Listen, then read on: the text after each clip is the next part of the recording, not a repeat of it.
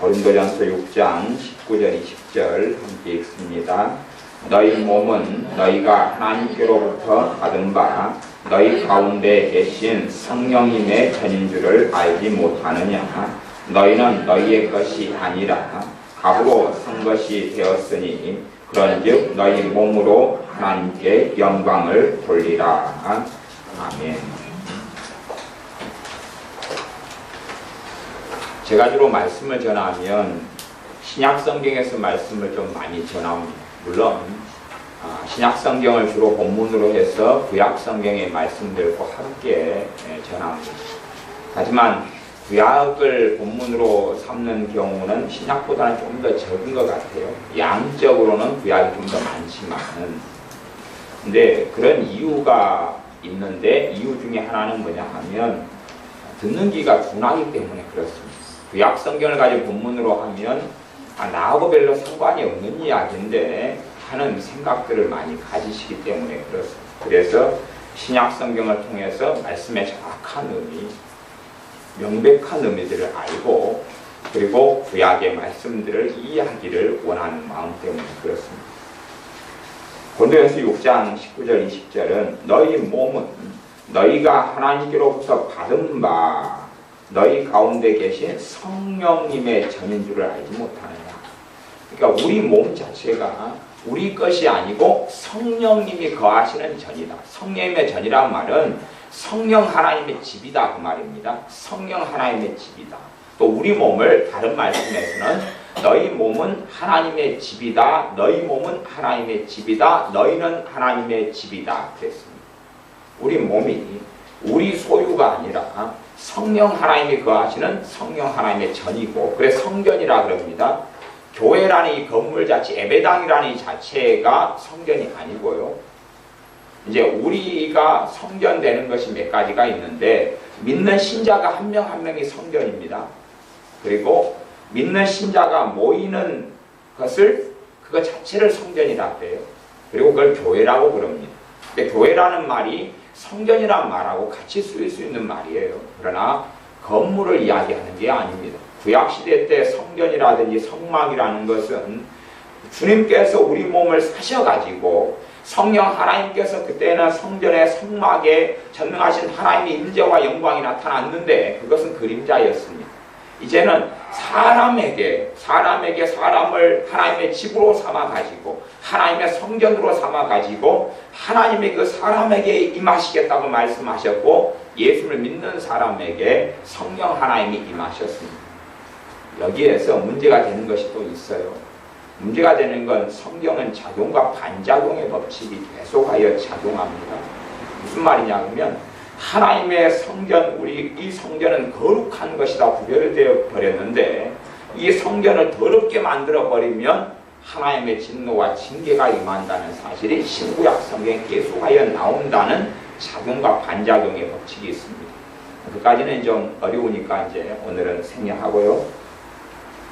6장 20절 19절 하반절부터 너희는 너희의 것이 아니라 값으로 산 것이 되었으니 그런즉 너희 몸으로 하나님께 영광을 돌리라. 너희는 너희의 것이 아니라 그랬습니다. 우리는 우리의 것이 아니라 그랬습니다. 이것이 우리가 믿는 바 믿음이고 복음입니다. 앞에 오전에 로마서 14장 말씀으로 했습니다. 살아도 주님을 위하여 살고 죽어도 주님을 위하여 죽는다. 로마서 말씀은 로마의 교회에게 또 이방인들에게 복음에 대해서 말씀하는 것이 로마서입니다. 로마서 1장부터 마지막 16장까지가 복음의 전체적인 내용입니다. 그 복음의 핵심 중에 핵심이 뭐냐 그러면 너희는 너희의 것이 아니라는 것입니다. 살아도 주님을 위하여 살고 죽어도 주님을 위하여 죽나니 사나 죽으나 주님의 것이라는 게 예수님이 십자가에 달리시고 부활하신 그러면서 우리에게 주신 복된 소식 안에 들어가 있는 것입니다. 그래서 우리는 반드시 깨달아야 되니 너희는 너희의 것이 아니라 우리가 우리의 것이 아닙니다. 우리의 자식의 것도 아니고 우리의 부모의 것도 아니고 우리의 남편이나 아내의 소유도 아니고 주님의 소유가 되었습니다. 그게 예수님을 믿는다는 의미고 뜻입니다. 20절 값으로 산 것이 되었으니 그런즉 너희 몸으로 하나님께 영광을 돌리라. 값으로 샀다. 주님의 피값으로 우리를 샀습니다. 우리는 우리의 것이 아닙니다. 우리를 사버렸어요. 여기 특별히 고린도전서 6장에는 무엇을 중심으로 말씀하냐 그러면 우리의 영혼을 샀다 이야기를 하는 게 아니라 6장 여기서는 반드시 몸을 이야기합니다. 우리 몸을 샀다 그럽니다. 우리가 움직이고 팔, 다리, 손 이 몸을 샀다고 이야기하시는 것입니다. 너희 마음을 샀다, 너희 영혼을 샀다, 너희 영을 샀다, 혼을 샀다고 이야기하시는 게 아니라 너희 몸을 샀다고 이야기합니다. 그렇기 때문에 영광도 하나님께 뭘로 돌려드려야 되냐 그러면 몸으로 하나님께 영광을 돌려드려야 된다라고 말씀하는 것입니다. 몸이 주님의 것이라는 것입니다. 주로 질병이라는 것이 왜 들어오냐 그러면 이 몸이 하나님 것인데 몸으로 마귀에게 바치거나 몸으로 우상숭배하는 데 참여하거나 몸으로 잘못된 길을 걸어가거나 그렇게 하면서 생겨나는 게 몸이고 그래서 몸이 아픈 경우가 많고요. 그 다음에 몸이 또 정신과 마음과 생각과 감정과 정서에 연결되어 있기 때문에 마음이 병들어버리면 몸이 병들어버리고 근심이 많이 들어오면 몸이 병들어버리고 절망이 많이 들어와도 몸이 병들고 그리고 하나님의 말씀 대신에 진리가 아닌 것들 그런 것들이 많이 들어오면 몸이 병듭니다. 판단, 비난, 비판, 정죄가 많이 들어오면 그러면 너희 몸으로 하나님께 영광을 돌리라는 게 몸 지체 중에서 가장 문제가 되는 지체가 요 입입니다. 전문 용어로는 주둥아리라고 그러는데 요 입이 제일 문제. 이게 지금 몸에 달린 가장 중요한 부분, 혀, 입. 그러면 내 입으로 진리를 말하고 하나님의 은혜를 말하고 진리의 말씀을 하느냐 그렇지 않느냐 이게 입입니다. 그냥 찬송가 복음성가를 좀 부르느냐 그런 이야기가 아닙니다. 내 마음속에 진리가 있어가지고 내 입으로 말하는데 예수님의 이야기를 하고 있느냐 하는 것입니다. 주님의 이야기를 하고 있는 것이냐 아니면 내 자식 자랑을 하고 내 남편 자랑을 하고 내 가진 돈을 자랑하고 내 가는 삶을 이야기하느냐 내 주님에 대한 이야기와 진리를 이야기하느냐는 것입니다. 믿는 사람을 만나보면 예수님의 이야기가 그 사람 입에서 듣고 찾기가 어렵습니다. 그렇다는 이야기는 몸으로 하나님께 영광을 돌리지 않을 뿐만 아니라 그 사람이 주님의 것이 아니라고 하는 이야기입니다. 이 고백이 될 수밖에 없습니다. 그러므로 그와 주님이 가까울 수 없습니다. 주님과 그 사람이 가까워야지만이 주님은 영원한 빛이 되시고 하나님은 빛이시라라고 요한 사도가 이야기합니다. 주님은 빛이 되시고 내가 주님과 가까워지면 내게 있는 어둠은 떠나갑니다. 마귀 역사가 떠나가는 것도 마귀를 예수님의 이름으로 대적할 때 떠나가고 죄를 회개할 때 떠나가지만 기본적으로는 잘 그런 걸 모른다 그래도 내가 예수님과 가까워지면 내가 하나님과 가까워지면 마귀는 견디기 어렵습니다. 귀신들은 견디기 어렵습니다. 그래서 떠나갈 수밖에 없습니다. 그러나 내가 예수님과 가까워지진 않고 예수님의 이름만 사용한다고 생각해 보십시오. 나는 예수님과 거리가 아주 멀고 하나님과 너무 거리가 먼 가운데 예수님의 이름으로 이래라 떠나가라 마귀야 떠나가라 그런다 해서 마귀가 떠나간다면 그 무슨 일이 될 것입니다. 예수님의 이름의 능력은 내가 예수님과 가까워질 때 더 큰 이름의 능력이 나타납니다. 그러나 주님과 가까워지지 않으면 주님의 이름을 사용해도 대단한 능력은 없습니다. 바퀴벌레를 쫓아내려고 어둠 가운데 음식물 쓰레기 속에서 바퀴벌레를 막 두들고 쫓아내고 위협을 하면 걔네들이 움직이긴 하겠지요. 그러나 잠깐 움직였다가 또 오고 또 올 겁니다. 내가 있는 음식물 쓰레기가 가득한 곳에서 벗어나가지고 깨끗하고 좋고 아름다운 곳 주님 발 앞에 머물러 엎드려 있으면 바퀴벌레는 물러가죠. 깨끗한데 좋은데 나와봐야 발에 밟혀 죽을 뿐입니다. 대낮에 드러나 보아야 죽는 것 말고는 일이 없죠. 그래서 바퀴벌레는 밤에 돌아다니고 원수 마귀도 어두운 가운데 돌아다니는 것을 아주 좋아합니다. 자녀 교육에서도 자녀들을 병들게 하는 것 중에 하나가 뭐냐면 자녀에게 자녀 방을 주는 것이 자녀를 무너뜨리는 일 중에 하나입니다. 사람들은 자녀에게 자녀의 방을 줍니다. 자녀의 뭐가 중요하냐면 인권이 중요하니까. 자녀에게 방을 해줍니다. 그럼 자녀는 자기 방에서 문을 닫고 거기서 별짓을 다 하고 놉니다. 그 어둠의 시간이거든요. 그렇기 때문에 자기 방을 가진 자녀가 그 자기 방에서 문을 닫고 빠꿈살이를 하든지 인형놀이를 하든지 간에 아이는 마귀에게 넘겨져 버리고 맙니다. 그 시간이 많으면 많을수록. 그래서 집이 좀 크고 방이 많고 하면 자녀들은 마귀의 제물로 바쳐지고 맙니다. 저는 그런 걸 다 보고 있는데 사람들은 안 그렇게 생각하는 것 같아요. 막 하나님께 기도합니다. 주님, 아파트에 방이 많은 데로 옮겨가지고 내 자식이 2명인데 얘 방 하나 줘야 되겠어요. 주님, 내 자식들이 자기 방이 없다고 그냥 3명이서 한 방에서 우글우글 하면서 싸워요. 주님, 어쩌면 좋아요. 방이 5개인데 주셔서 내 남편도 코고는 남편 방 하나, 부안고는 내 방 하나, 애들 방 1, 2, 3 해가지고 잘 있으면 좋겠어요. 그렇게 막 기도하고 구합니다. 그리고 하나님께서 방 5개짜리 아파트를 주실 수는 있어도 그러면서 자녀들의 인생과 삶은 무너집니다. 아이들이 자기 방을 쓰면서 이기적이 되고 개인주의적이 되고 자기의 삶을 자기가 주인으로 왕으로 삼아가기 시작하는 것입니다. 그래서 절대 방의 주인이 자녀가 안 되게 해야 됩니다. 그리고 자녀들이 놀고 공부할 때도 자녀들이 문을 닫고 갇혀지면 안 됩니다. 문을 열어놔야 돼요. 다 공부가 잠잘 때는 몰라도 공부할 때는 문이 다 열려 있어야 됩니다. 열려 있어요. 가령 엄마가 공부하라고 계속 이야기하는 경우에는 자녀가 이제 문을 닫고 공부를 하다가 잠이 와요. 그러면은 눈치를 보는 가운데 엎드릴 거 아니에요. 엎드리지만 밖에서 발소리만 들어도 가슴이 콩닥콩닥합니다. 엄마가 아빠가 언제 쳐들어와서 이놈 공부하라 했더니 졸고 있어, 자고 있어. 그럴까 봐 겁이 나서 콩닥콩닥 하면서 죄가 들어오기 시작합니다. 불안, 초조, 긴장, 두려움이 들어옵니다. 문을 활짝 열어놓으면 잠을 자더라도 당당하게 잘 수 있어요. 그냥 숨겨놓고 자는 게 아니에요. 야단을 좀 맞지만은 불안이 들어오는 게 아니에요. 그냥 오픈되어 있으니까 공간이. 아니면 오픈되어 있으니까 숨기기가 어렵죠. 몰래 잠을 자지는 못해요. 드러나 있으니까 엄마, 아빠 내가 잠이 와서 그런데 좀 잘게요. 그래 자라.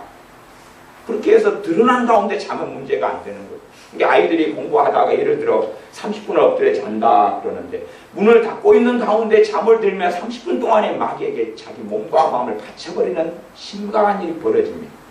그러나 문을 열려있는 상태에서 또 허락을 구해가지고 잠을 공부하다가 자면 별일은 없는 것이에요. 그러니까 아이들이 은밀한 시간들, 개인적인 시간들을 많이 가질수록 이 아이는 주님의 아이가 안 됩니다. 주님의 아이가 주님의 자녀가 안 돼요. 요즘에는 부모들이 자녀를 망가뜨리는 세상의 교육의 방식들을 너무 많이 받아들이는 것 같아요.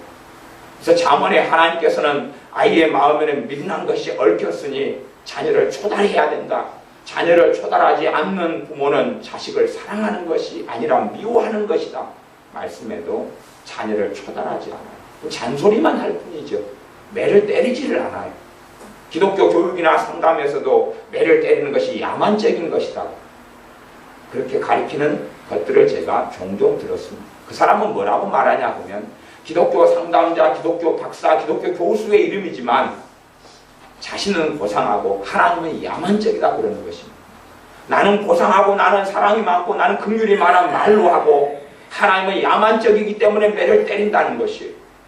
얼마나 웃기느냐. 그것같이 큰 교만이 어디 있고 큰 독성과 아집과 하나님을 배역하는 것이 어디 있단 말입니다.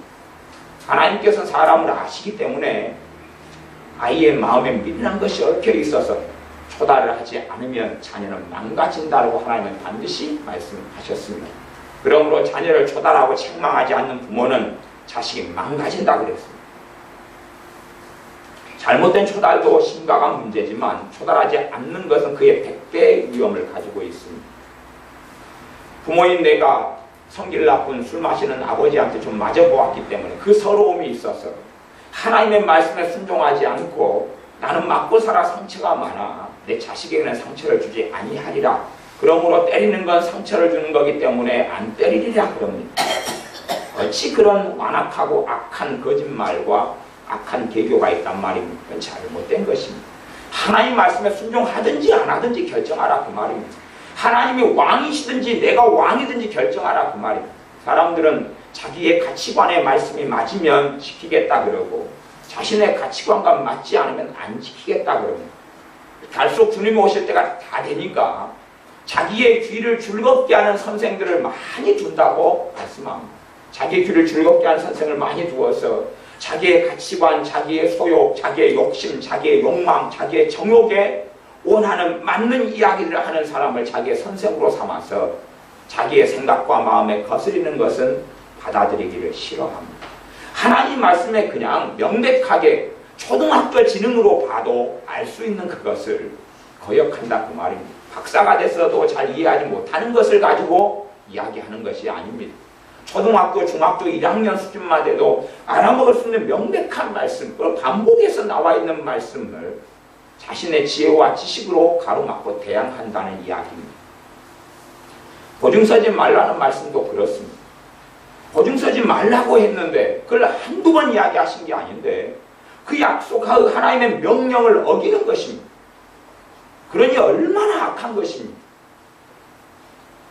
모른다, 못 들어봤다고 이야기할 문제가 되지를 않습니다. 하지 말라는 건 안 해야지요. 목에 칼이 들어와도 안 해야지요. 그런데 하나님은 사랑이 없고 형제자매도 없어서 하나님은 아주 완고하시고 강팍하셔서 내 처지와 사정을 몰라. 그러니 하나님은 사랑이 없으셔서 보증 서지 말라 그랬고 나는 사랑이 아주 많고 풍성하기 때문에 보증 서달라는 형제, 이웃, 친척의 요구에 난 거절할 수 없어. 하나님도 내 입장이 되시면 아실 것 아닙니까? 그러면서 반론하고 반증하고 자기가 진리가 되어서 보증을 서는 삶을 삽니다. 그리고 당하는 비극 속에서 하나님께 오히려 원망합니다. 하나님 좀 말겨주지 그랬습니까? 하나님 안 된다 그래주지 그랬습니까? 아주 화장실 들어갈 때하고 나올 때하고 입장이 너무 다른 삶을 삽니다. 정말로 어리석고 악한 삶을 삽니다. 하나님이 하지 말한 건 안 해야 되는데 그 자리가 무슨 자리예요? 내가 주님이 주인인지 주님이 왕인지 내가 주님보다 높은지를 결정하는 시간들입니다. 하나님 말씀에는 관심이 없기 때문에 그렇게 행하지 않고 삽니다. 우리는 우리의 것이 아닙니다. 그러므로 그런즉 너희 몸으로 하나님께 영광을 돌려라. 우리의 입의 말을 통하여 하나님의 영광을 받으시느냐 그렇지 않습니다. 우리 입의 말에서 정죄, 책망, 남의 헐뜯는 것, 험담하는 것, 이간질하는 것, 원망의 말들, 미움과 증오의 말들, 염려의 말들, 두려움의 말들, 초조와 불안의 말들, 불신앙의 말들, 하나님이 안 살아계신 것처럼 말하는 말들, 하나님이 살아계시지 않는 것처럼, 하나님이 나와 함께 하시지 않는 것처럼, 하나님께서 나와 가깝지 아니하신 것처럼, 구약 성경에도 하나님이 너희와 멀리 계시지 아니하시도다 그랬습니다. 사도 바울이 불신자들에게 사도행전에서 전도할 때도 하나님이 너희와 멀리하고 계신 게 아니다고 말씀합니다. 그런데도 우리는 신자임에도 불구하고 예수를 믿는다고 함에도 불구하고 하나님이 아주 멀리 계신 것처럼 말하고 생각하고 그렇게 삽니다. 우리의 몸으로 하나님께 영광을 돌려드리라 했습니다. 몸의 영광은 입입니다. 첫 번째는 입입니다. 내 입으로 내 혀로 무엇을 말하느냐, 내 입과 혀로 하나님을 영광스럽게 하느냐 하는 것입니다.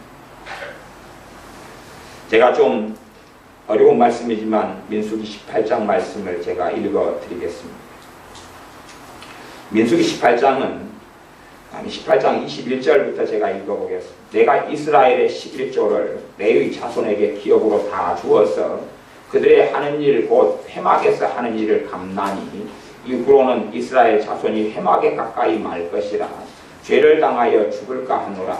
오직 레위인은 회막에서 봉사하며 자기들의 죄를 담당할 것이요 이스라엘 자손 중에는 기업이 없을 것이니 이는 너희의 대대의 영원한 율례라. 이스라엘 자손이 여호와께 거제로 드리는 11조를 레위인에게 기업으로 준 고로 내가 그들에 대하여 말하기를 이스라엘 자손 중에 기업이 없을 것이라 하였노라. 하나님의 백성 가운데 사는 동안에 가지는 재물, 가지는 동물, 가지는 곡식 가운데 11조를 이야기합니다. 그것을 너희는 레위인에게 주어라. 대신에 레위인에게는 기업을 안 주겠다. 레위인에게는 먹고 살고 농사지을 땅을 안 주겠다. 레위인에게는 키울 가축을 안 주겠다. 대신에 너희가 가진 10분의 1을 레위인에게 주어라. 그래서 그걸로 하나님을 섬기고 봉사하게 하고 먹고 살게 해라 그랬습니다. 요즘에는 제가 교회 목회하고 산 이후로 한 거의 9년, 8, 9년, 저도 정확하게 몇 년인지 제가 안 세고 사니까 8, 9년 동안에 제가 11조 설교는 한 번도 한 적이 없습니다. 그래 아마 기억하실 거예요. 일찍부터 저랑 신앙생활 하셨으면 다 기억하실 거예요. 한 번도 한 적이 없어요. 헌금 설교는 한 2번 한 적이 있는데 헌금의 원리에 대한 자원함의 원리를 설교한 적은 한 2번 있어요. 그러면 이 11조도 뭐가 심각한 문제가 되냐면 11조 모양과 양상 굉장히 복잡하고 좀 다양합니다. 그렇지만 이 11조라는 게 무슨 문제가 되냐 그러면 내가 하나님의 것이냐는 문제의 결단이 됩니다. 이 11조를 안 하는 사람들은 신앙이 절대 성장하지 않습니다. 왜요? 하나님의 것이 자기가 아니거든요. 자기의 모든 소유가 주님의 것이 아니거든요. 누구 거니? 자기 것이에요. 내 것이 내 것. 내 것으로 사는데 어떻게 주님과 가까워집니까? 내 자녀를 키우면 자녀는 반드시 11조하도록 훈련해야 돼요. 어릴 때부터 몸에 배겨 훈련해야 돼요. 그래야지만이 아니 1,000원 가지고 11조 100원을 못 떼는데 나중에 100만원 벌 때 10만원이 아까워서 어떻게 떼겠어요? 하나님께 드리겠어요? 11조를 안 하는 신자들은 정상의 신앙에 머물 수가 없습니다.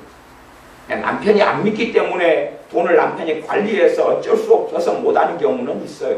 그러나 최소한은 그러면 내 생활비 가운데는 해야 돼요. 생활비 20만원 받으면 좀 더 덜 쓰고 두부가 둥어 오면 한 모어만 먹고 그렇게 하나님께 드릴 때에 하나님 기뻐하시는 거예요.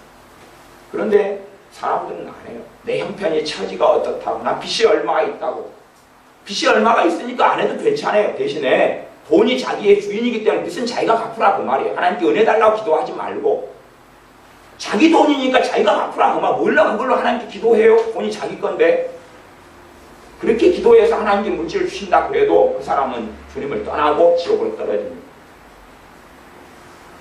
내가 가진 것이 주님의 것이면 10분의 1을 주님께 내야지요. 도둑놈입니까?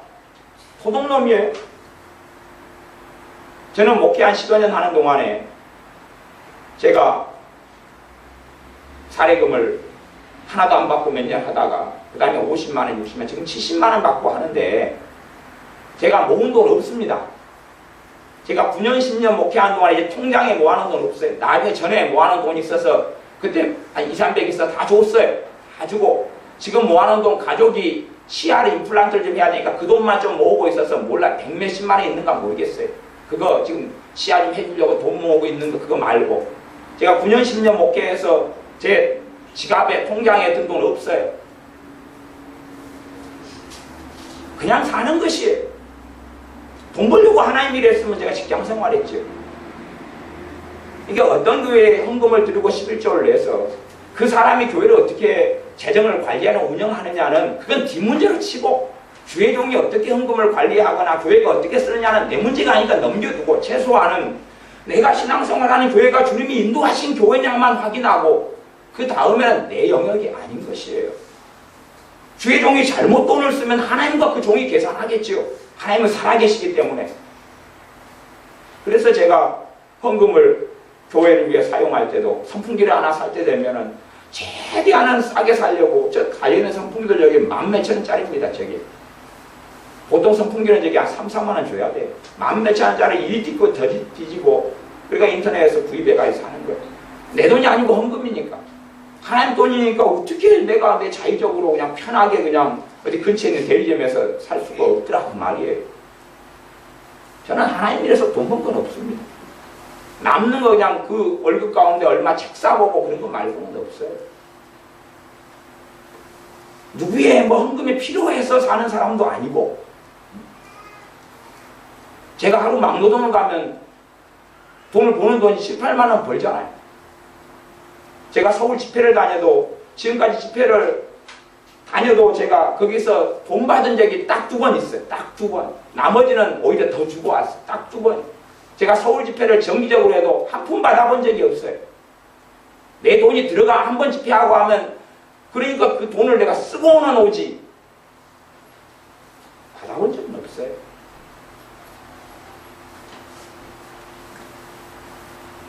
하나님 앞에 살아가는 것이 내 것으로 가지고 살아가는 게 아닙니다. 내 것으로 살아가는 게 아니에요. 이스라엘 백성이 너희들은 내 것이다. 너희들이 다 내 것이다. 그래서 장자를 내게 내놔라 그랬습니다.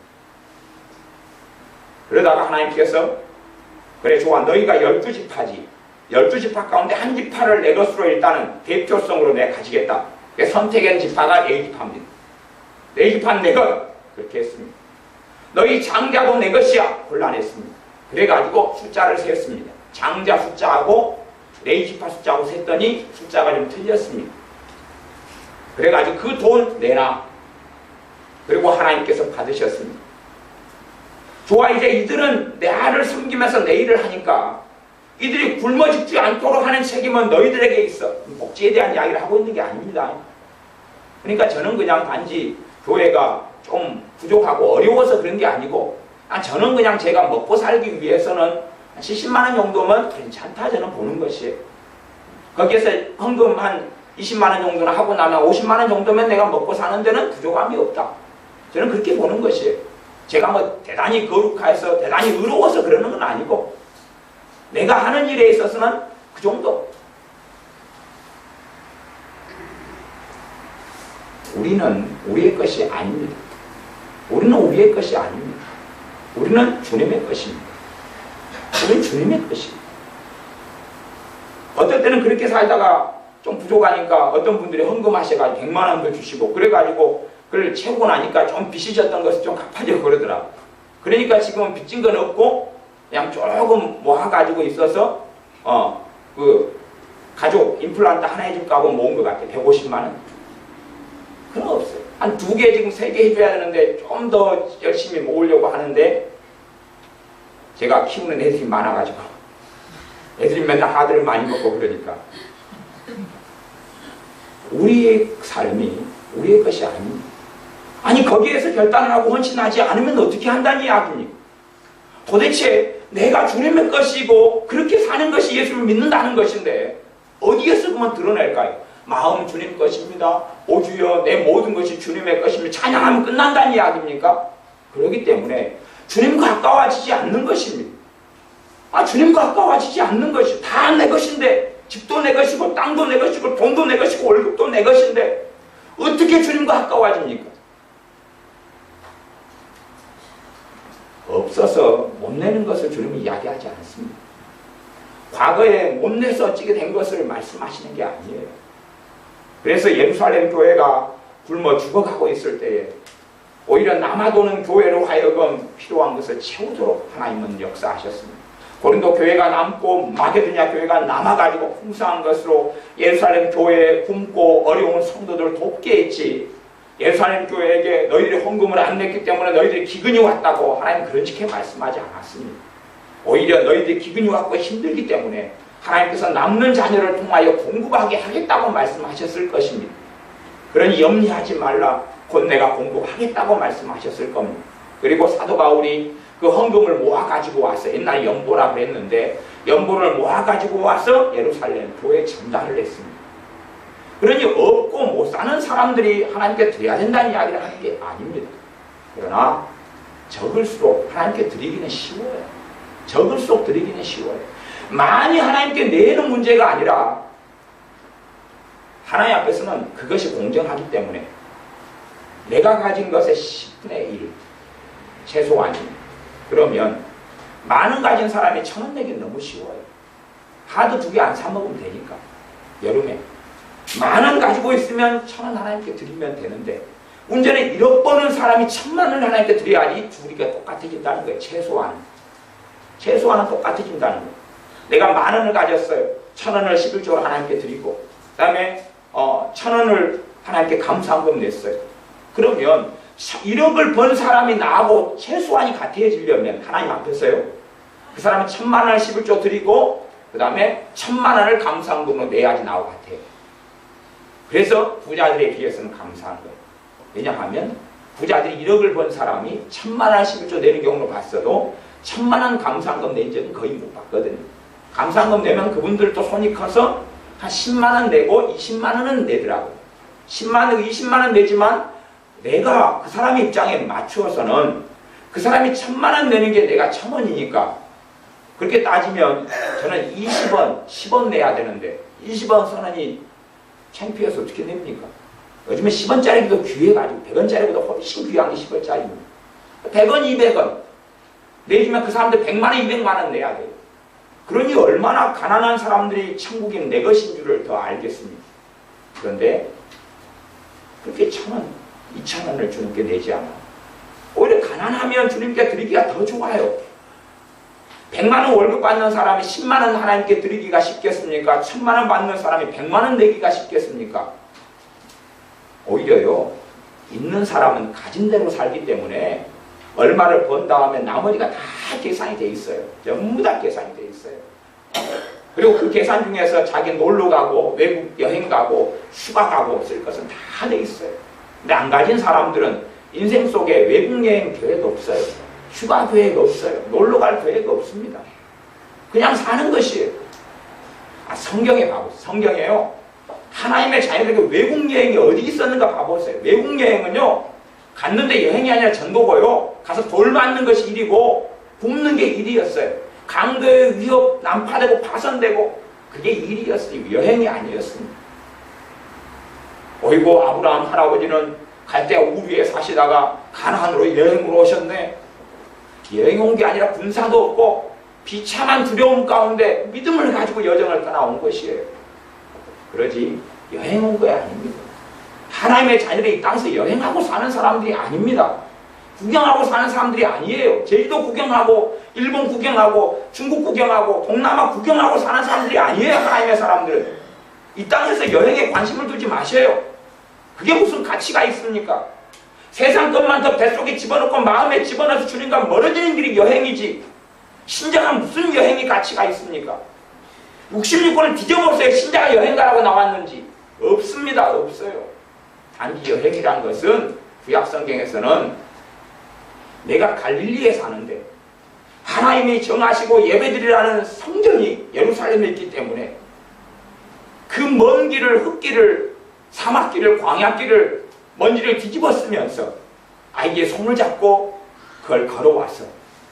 그래서 수십 킬로 되는 길을 걸어와서 거기서 예배하고 경배하고, 공동 목욕시설도 없고 목욕탕도 없고 샤워시설도 없는데 그렇게 머물고 예배하고 찬양하고 자기 죄로 인하여 짐승을 잡아 죽이고 그렇게 피를 뿌리고 하나님께 드려야 할 예물을 드리고 다시 돌아간 여정뿐이었어요. 그것이 그들의 인생살이의 여행의 전부였다는 사실입니다. 무슨 여행이 있단 말입니다. 우리는 복지국가에 살기 때문에 복지국가의 기준으로 하나님께 자꾸만 기도합니다. 주님, 해외여행 한번 평생에 한번 해주세요. 해외여행을 하나님이 보내주실 수는 있겠지요. 그러나 그것 때문에 내 믿음과 신앙이 떨어진다는 것은 왜 기억을 못하는지 모릅니다. 주님, 제 옆집에 누구는 아들이 어디 여행을 시켜줄까 하는데요, 나는 이게 뭡니까? 서러워서 울어요. 제가 젊어서 그러지만 그런 권사님 뒤통수로 그냥 팍 한 대 때리고 싶어요. 권사님 정신 좀 차리세요. 도대체 정신 좀 차리세요. 아프리카에서 살고 싶습니까? 이디오피아의 성교를 좀 나가보세요. 거기에서 1년 동안 그냥 뼈 빠지게 복음을 좀 전해보세요. 그런 이야기 쏙 들어갈 테니까. 예수님을 못 들어서, 복음을 못 들어 죽어가는 사람들 만나면 그런 이야기 안 할 테니까.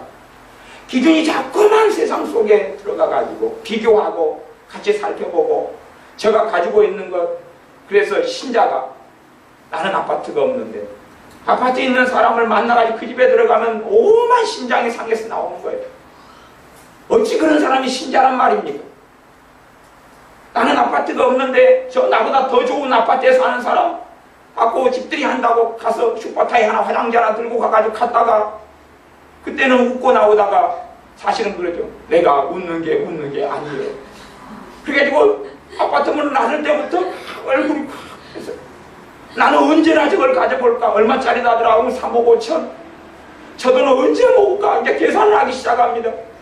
주님, 한 달에 얼마씩 적금을 내야지, 저걸 몇 년이나 뛰어야지 나도 저런 거 하나 장만할까요? 어디 아파트 이고 천국 갈 일이 있습니까? 주님 오시면 아파트를 등에 짊어지고 주님 만나려고 올라가는데 떨어져 버려요. 무거워가지고. 어디 걸 빼가지고 간단 말입니까? 닭장 같은 걸. 이 땅에 살면서 불편하게 사셔야 됩니다. 최대한 불편하게 사셔야지 여러분 믿음이 유지하는 데 좋습니다. 불편하게 사셔야지 좋아요. 비데를 사용해 보십시오. 얼마나 편합니까? 겨울에 따뜻한 물로 엉덩이를 씻어주지요. 얼마나 좋아요. 근데 그걸 누리다 보면 한참 이제 비데를 썼습니다. 반년을 화장실에서. 그러다가 비데 없는 화장실을 썼습니다. 불평해요? 안 불평해요? 불평하죠. 내 비데 썼는데 왜 이 집 화장실은 이럴까? 왜 여기 화장실은 그럴까? 그러는 것이. 그러나 우리 집이 푸세식이면 어디를 가도 하늘나라. 그 어디를 가도 하늘나라. 우리 최산지 푸세식이잖아요. 그러니까 그 어디를 가도 하늘나라. 어느 화장실을 가도 좋아요. 병직 좌변기가 없고 그냥 다리로 버티고 있어도 하늘나라. 어디든지 감사하세요. 어디니 감사. 불편하게 신자는 살아가야 되는 것이고, 나는 새 차 사는 신자들 보면 나는 이해는 못합니다. 사실은 새 차나 중고차나 거기서 극이지. 뭐라고 그것을 빚내가지고 통장에 빚내서 새 차를 사요? 고장 좀 안 나고 쌩쌩하게 돌아다니면 헌책 끌다가 주님 만나면 되지. 뭐라고 새 차 가지고 어디 천국 갈일에서 천국에는 어디 도로 포장이 놓여졌고 정비소가 세워졌답니까? 가지고 가봐야 정비 안 해줘요. 정비 없어도 돌아다니는 뭔가를 주님이 마련해 놓으셨겠죠. 근데 점점 새 것, 좋은 것, 아니 불편하게 살다가 주님께 가야 됩니다. 그게 신자가 믿음 유지하고 성령 충만하게 살 수 있는 비결이에요. 편리하게 11번 자가용 좀 많이 사용하세요. 그러니까 하나님께서 태어나실 때부터 한 대씩 다 주셨잖아요. 11번 자가용 안 주셨어요? 우리 교회 식구들 가운데는 아직은 휠체어는 없잖아요. 휠체어는 다 11번 자가용이 쌩쌩하진 않아도 약간 고장이 있고 삐그덕거리고 작동이 덜 돼도 11번 자가용으로 잘 돌아다니시잖아요. 그러다가 누가 자가용 한번 태워주면 오 감사합니다. 버스 한번 타고 가면 오 감사합니다. 자가용이 있어도 1km 미만에서는 걸어다니세요. 제발 덕분에.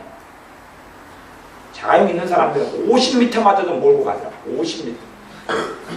도로 건너편에 슈퍼도 몰고 가는 것이. 그렇게 살다가 그 편리성에 젖으면 그거 몰고 가면 그 자가용 누구 거니까 내 거잖아요. 내 거. 주님 게 아니라 내가 가진 자가용이 주님 거다니까요.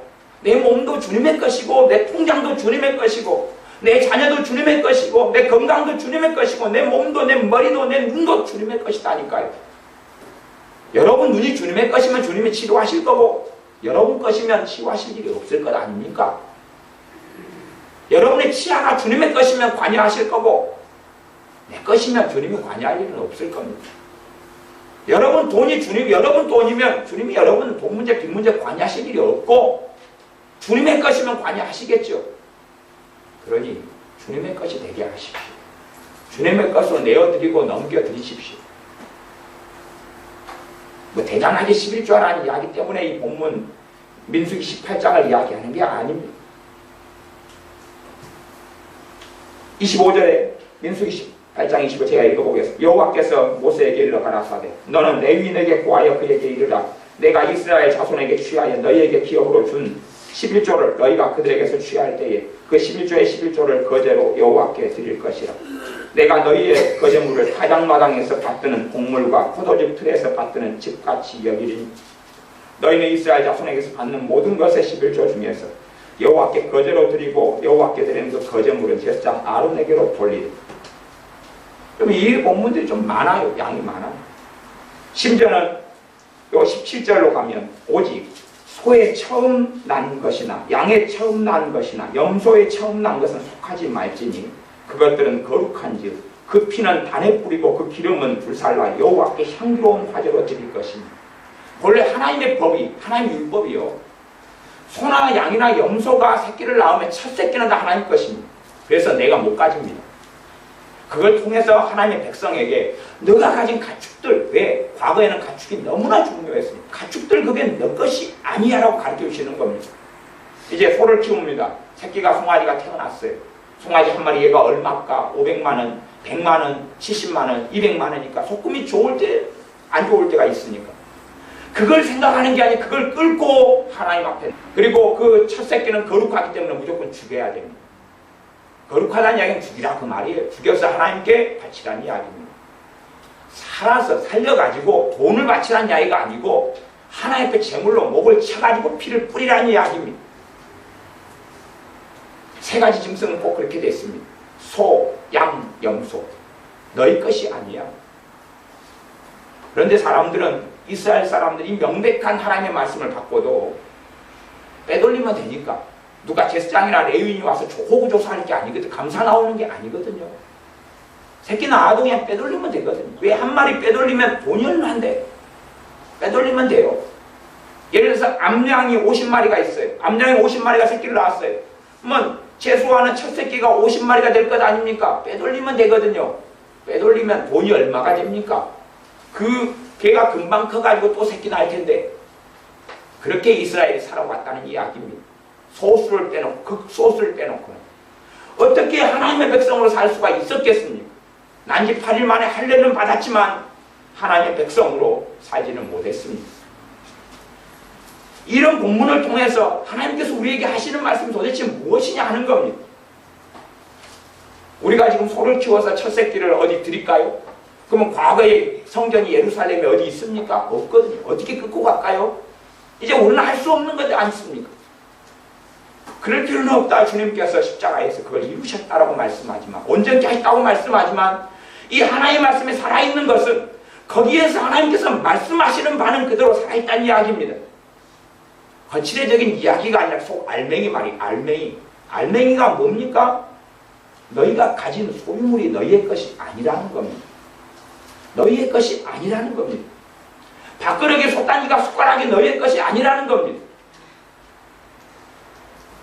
좀 30년 된 옷을 입고 사는 게 얼마나 좋습니까? 15년 된 몸빼를 좀 입고 살다가 주님께 가면 얼마나 좋습니까? 아니 굳이 자꾸 새 옷을 바뀌어야 될 이유가 무엇입니까 도대체? 새 옷을 사야 될 이유가 무엇입니까? 내 아름다움을 더 돋보여서 천국의 선착순으로 미모순으로 받아줍니까? 그럼 반드시 우리 식구들은 성형수술을 좀 많이 하셔야 될 것 같습니다. 견적이 유감스럽게도 전반적으로 좀 많이 나오시는 게 같으셔요. 그래야 천국의 미모순이면, 그러나 심령이 가난한 사람이 천국이 저희 것입니다. 미모가 많으면 심령이 부유해집니다. 왜요? 남 앞에 고개를 쳐들고 다녀도 내 등수 밑으로는 다 고개 숙여. 고개 숙여. 어느 날 누가 제게 상담을 요청했는데 아가씨였어요. 그래가지고 그 아가씨랑 공원을 거닐면서 대화를 했어요. 그거는 사는 이야기를. 근데 공원에 가니까 커플들도 있고 쌍이 있더라고. 쌍이 있어가지고 다 가지고 많이 나왔는데 남자들이 심리학 그런 게 있어요. 하고 쫙 그 아가씨랑 거닐면서 생활사를 이야기하는 거예요. 이야기했는데 제가 걸어보니까 남자들이 부러운 표정으로 저를 보는 거예요. 이 아가씨가 제 아내라거나 아니면 제 애인이라거나 그렇게 본 거예요. 봐가지고 대낮인데 너무 부러운 표정으로 보는 거예요. 그래서 제가 그랬죠. 고개를 딱 들고 속으로 눈 깔아. 당신들이 오해하든 말든 상관없는데 당신들이 당신 와이프보다 이 사람이 훨씬 이쁘고 막 그 사람들은 오해를 하지만 왜? 사람의 외모가 그들의 중심입니다. 하나님께서 말씀하시기를 사람은 외모로 받지 말아라. 외모로 사람을 평가하지 말아라. 외모가 뭡니까? 얼굴, 몸매, 가진 소유물, 직장, 직업, 돈을 얼마나 버는가, 얼마나 그 사람이 좋은 학벌을 가졌는가가 외모입니다. 그게 외모예요. 그냥 단지 형태 모양을 이야기하는 게 아닙니다. 우리는 끊임없이 이 현대사회에 살면서 외모 지향적인 삶을 살아갑니다. 얼굴이 이뻐야 되고 몸매가 좋아야 되고 학벌이 좋아야 되고 집이 삐까뻔쩍해야 되고 자꾸 그것에 매여 살아가는 것입니다. 신방을 가면 어떨 때는 그럼요.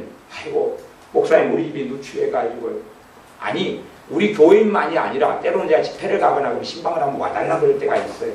그건 막 부산하게 청소하고 정리하고 그 다음에 좋은 곳에 모신다고 막 어떻게 하는데 아니 이 땅에서 아무리 추해도 주님께서 이 땅에 사셨을 집보다는 100배가 좋다는 것을 혹시 아십니까?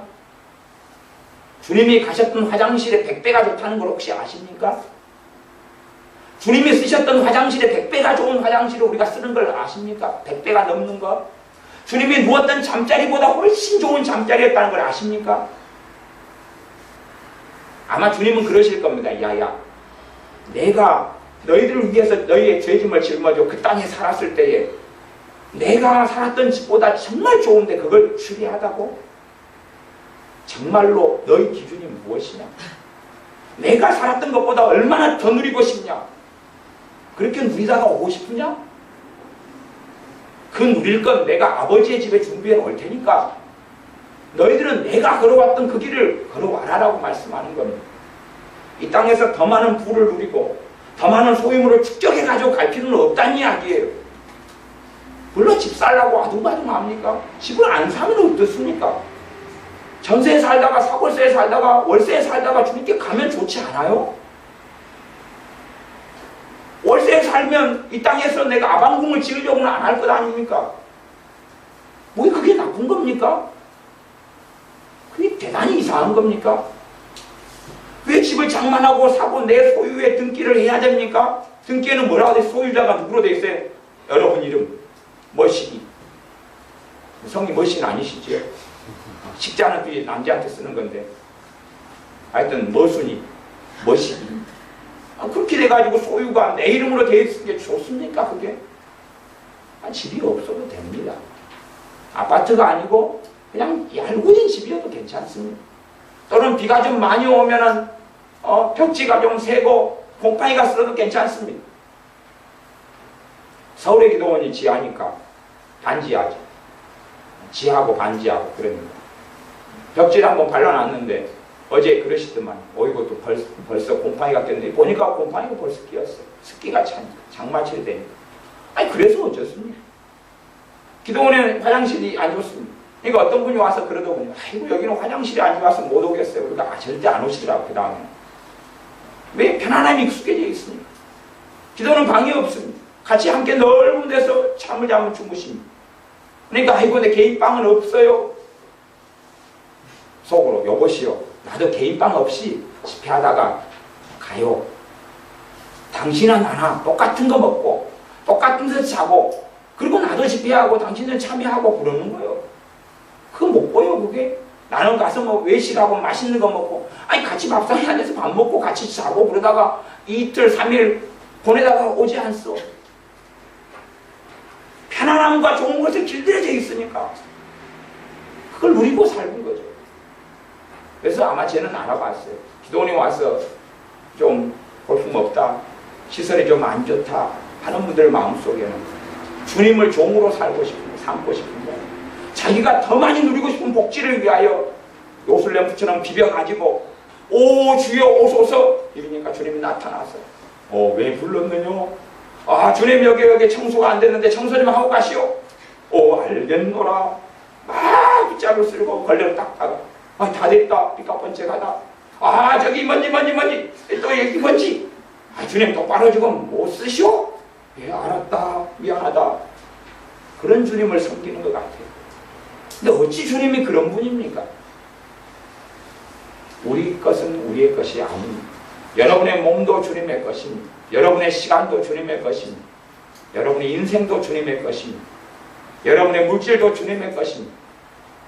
그래서 주님께서 말씀하시기로 참 어려운 말씀인데 사람이 행하고 지키기가 어려운 말씀인데 너희 물질이 있는 곳에 너희 마음이 있다고 했습니다.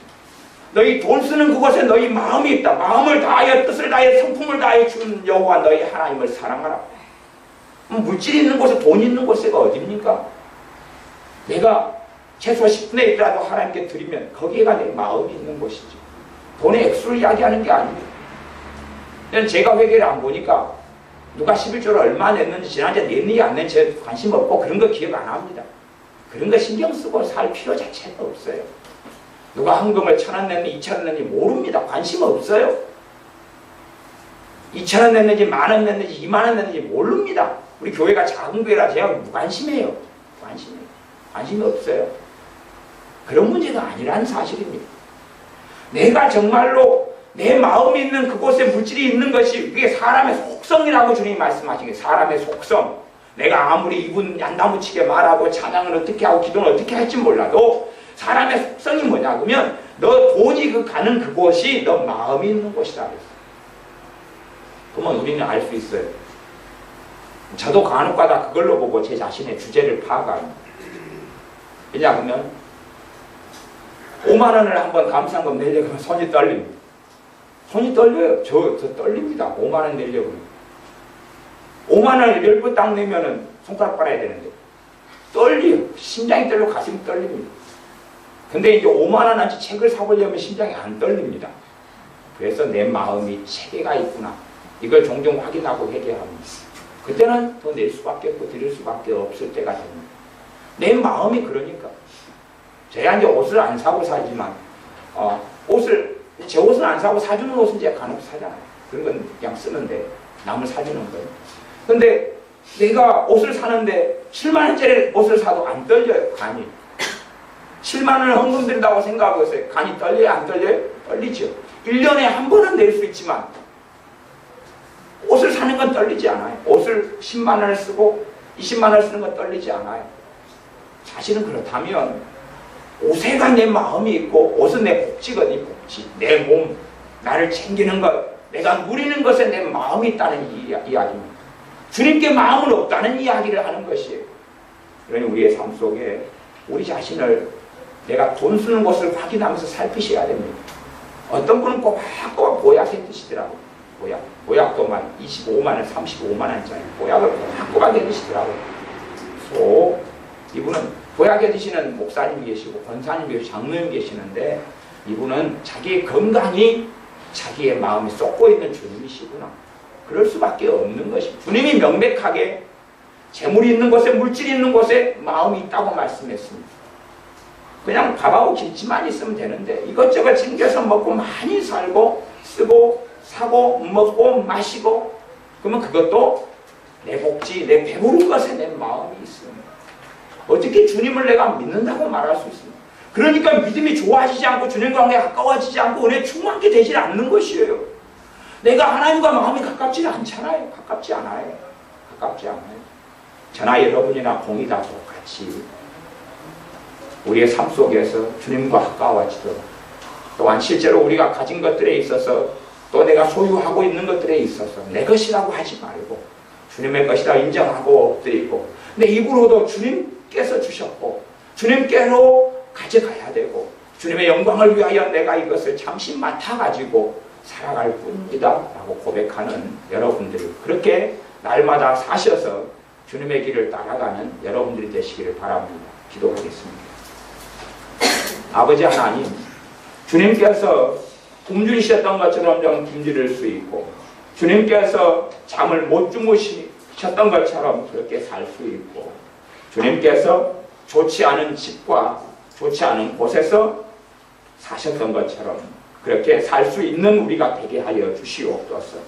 우리의 기도 속에 더 좋은 집, 더 좋은 차, 더 좋은 옷, 더 좋은 복지와 높아짐을 구하는 어리석은 자들보다는 주님을 구하고 주님의 영광을 구하며 주님과 동행하는 삶을 구하고 잃어버린 영혼들을 위해서 탄식하고 구하고 애통하는 우리들이 되게 하여 주시옵소서. 자녀들의 집을 위해서 기도하지 않고 자녀들의 차를 위해서 사업을 위해서 직장을 위해서 기도하지 않고 그 자녀들이 주님과 함께 살고 동행하며 주님을 위하여 살다가 죽도록 기도하는 우리들이 되게 하여 주시옵소서. 우리가 나아갈 진로를 위하여 기도하지 않고 주님을 위하여 어떻게 앞으로 살아야 되는지를 기도하는 우리들이 되게 하여 주시옵소서. 예수님의 이름으로 기도하옵나이다. 아멘. 같이 기도하겠습니다.